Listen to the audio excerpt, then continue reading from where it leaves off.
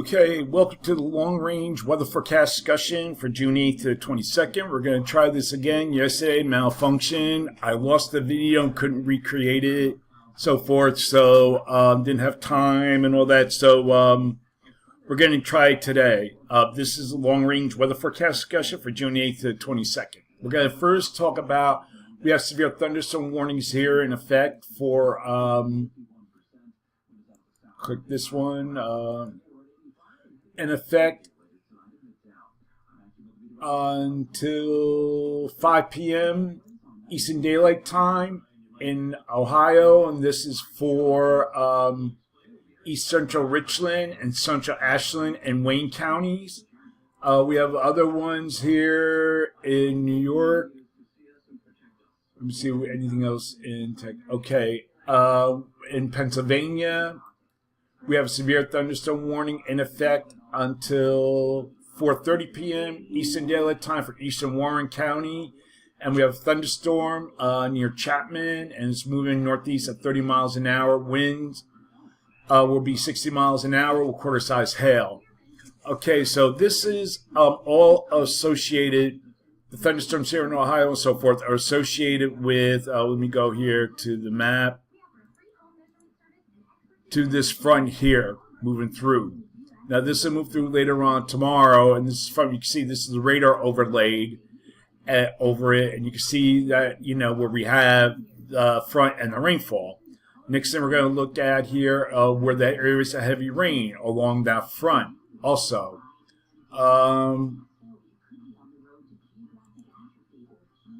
Okay, let's see.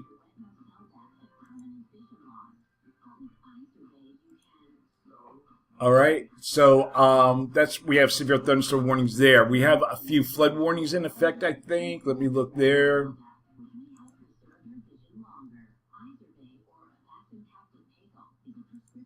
Flood warnings in effect for New York. This is in effect for Catatongas County until 7:30 p.m. Eastern Daylight Time, and we have local law enforcement reported thunderstorms producing heavy rain in Little Valley. Between 3 and 3.5 inches of rain have fallen. Flooded impacts will continue, but little to no additional rainfall is expected. Flash flooding is already occurring. So that's from law enforcement. We also have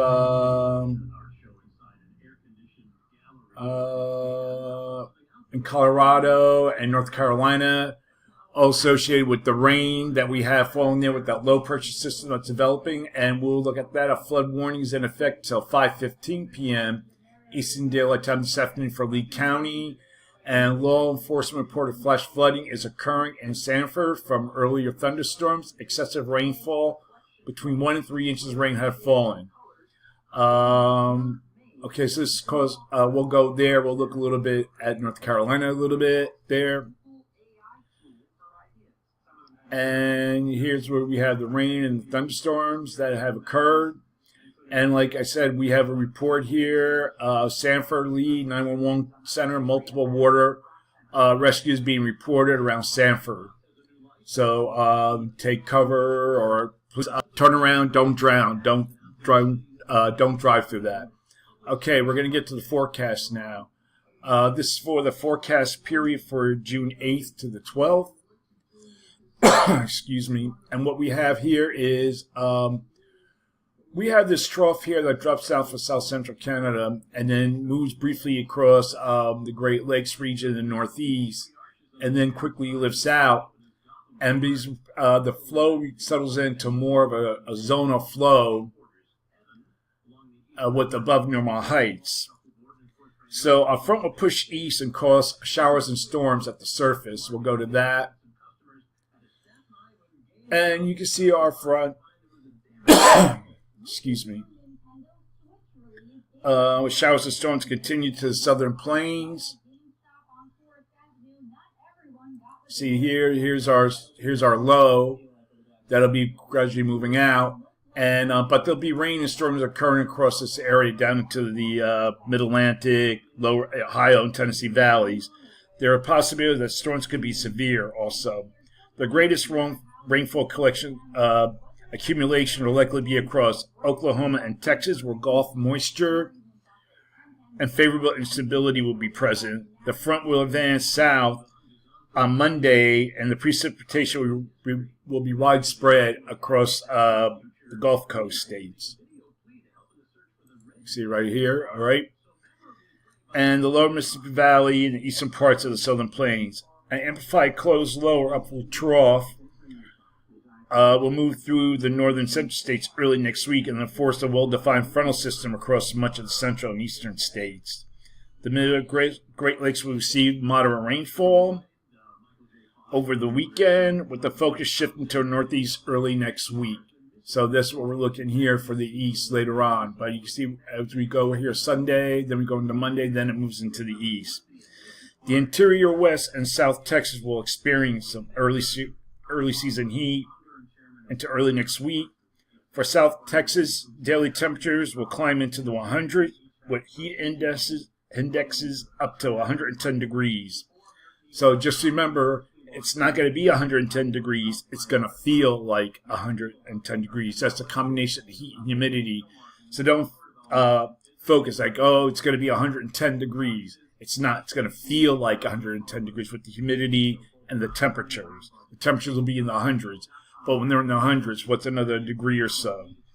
And the greatest temperature anomalies will produce more widespread record values across the interior northwest, underneath the upper ridge.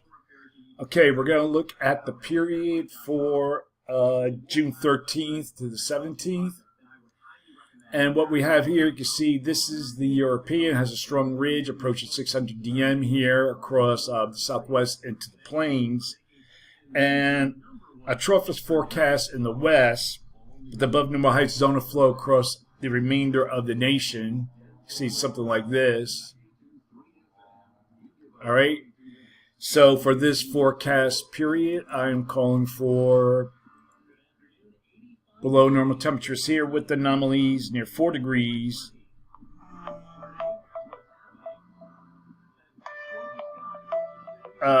Near 4 degrees above normal. And phone is ringing.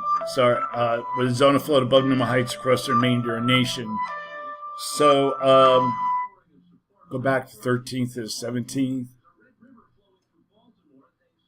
So we have here's a trough, broad ridge across much of the a large portion of the nation, more of a zone of flow. So for this forecast period, calling for below normal temperatures here, with the anomalies near 4 degrees below normal, above normal temperatures for this region, with the anomalies near 6 degrees or more above normal here in the orange.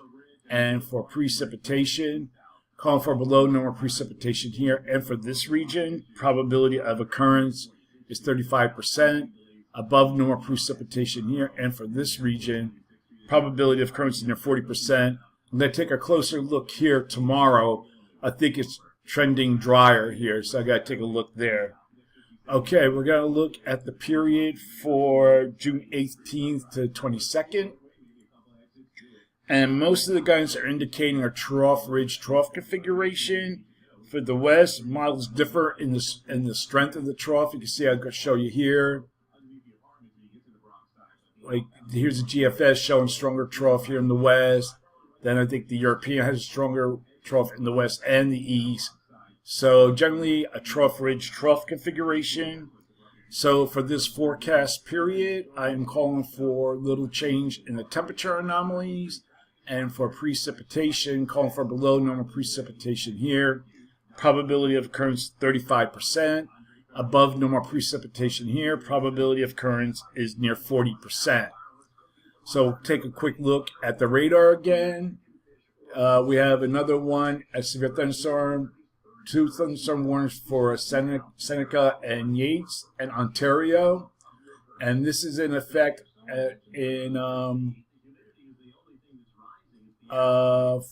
for East Central Ontario counties in effect until 5:15 p.m. Eastern Daylight Time.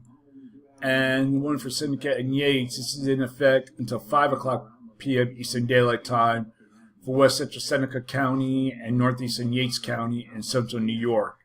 So please, a lot of dangerous weather going on. Please heed warnings and seek shelter in a safe place. Okay, that's it for now. That is the long-range weather forecast discussion for June 8th and 22nd. Thanks for coming to Jim Munley's World of Weather, and have a good day.